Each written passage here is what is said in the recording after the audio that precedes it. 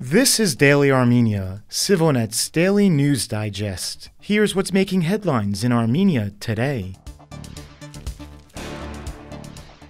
Today's visit to Armenia by Georgian President Mikheil Kavelashvili was described as a new peak in relations between the two countries. This visit is of great significance. It is President Kavelashvili's first official visit to Armenia. The importance of this visit cannot be overstated, especially as our relations have reached an unprecedented level, stated Tbilisi's ambassador to Yerevan, Georgi Sharvashidze. Kavelashvili, who took office in December, met with top officials including Prime Minister Nikol Pashinyan and held a press conference with his counterpart Vahagin Khachaturian. The Armenian president welcomed Georgia's efforts to promote regional stability and its support for the normalization process with Azerbaijan. Both presidents praised last year's declaration of a strategic partnership agreement as a major step forward. Kavelashvili called the friendship between Armenia and Georgia exemplary, noting that Armenia remains one of Georgia's top trading partners and a leading source of tourism. Accordingly, ways were discussed to simplify cross-border travel.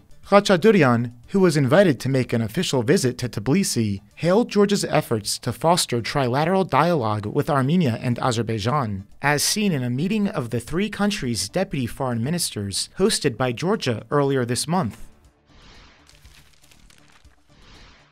During a joint press conference with his Estonian counterpart yesterday, Pashinyan reiterated Armenia's commitment to signing a peace agreement with Azerbaijan. We will consistently and patiently continue this strategy until the goal, that is, the peace agreement, is signed, peace is established, and we will not deviate from that path. Prime Minister Kristen welcomed that, saying he hopes the treaty will be signed soon. Both leaders expressed readiness to expand cooperation, particularly in trade, economic development, digitalization, and democratic reforms. Michal praised Armenia's reform efforts and said Estonia is ready to share its expertise, especially in digital governance, education, and justice. Pashinyan emphasized Armenia's pursuit of a balanced foreign policy, saying that deeper ties with the European Union are not meant to harm relations with Russia. We have no intention whatsoever to strain, break, or ruin our relations with Russia, he said. He also pointed to Armenia's EU accession law as an incentive for reforms and noted the significance of EU support, including the civilian monitoring mission and peace facility assistance.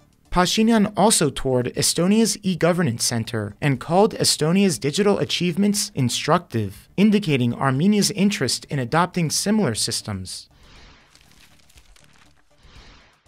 Armenia's Investigative Committee has agreed to examine whether recent inflammatory remarks by pro-government figures against Nagorno-Karabakh refugees amount to hate speech. According to a new report from Radio Azaduchun, RFERL's Armenian service, the inquiry follows complaints from activists who accuse Pashinyan's allies of inciting hostility toward displaced Karabakh Armenians, particularly after a major protest in Yerevan this March demanding fair treatment and continued housing support. On April 14, protesters gathered outside the Prosecutor General's office, urging criminal charges against members and supporters of the ruling Civil Contract Party they say have incited hostility toward the refugees. Among the figures under scrutiny is editor Nane Israelian, who runs the pro-Pashinyan site Khosnak.am. She called the refugees land givers and published extreme anti-Karabakh views from alleged Yerevan residents, including one urging violence against them.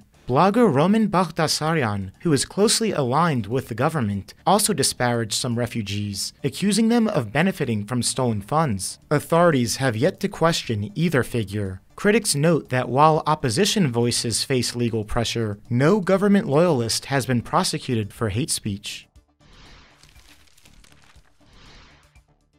Did you know the number of people coming to Armenia for medical treatment has grown rapidly in recent years? In particular, plastic surgery is booming in the country, with not just women but an increasing number of men seeking out high-quality, low-cost cosmetic changes to their appearance. Dentistry is another one of the most sought-after services for foreign clients. Watch our new report linked in this video's description about some of the tourists coming to Armenia, not just to see the sights but for medical work as well. And finally, the CivilNet number of the day is 650. That's the number of RMath engineering labs now operating in schools across Armenia, according to a new BBC World article titled How Armenia is Trying to Build a Silicon Valley in the Caucasus. Founded 11 years ago by the Union of Advanced Technology Enterprises, RMath labs offer students training in programming, robotics, coding, 3D modeling, and more. Today, the program boasts 600 coaches and 17,000 students. The BBC article paints an optimistic picture of Armenia's ambitions to become a major tech hub. It highlights several advantages that could help Armenia achieve this goal, including the country's legacy as a center of Soviet computer science research, strong global connections through its diaspora, and a recent influx of Russian IT specialists, many of whom arrived after the invasion of Ukraine and have helped fill critical skill gaps. And as always, please follow CivilNet for the latest news and independent reporting from our contributors on the ground here in Armenia.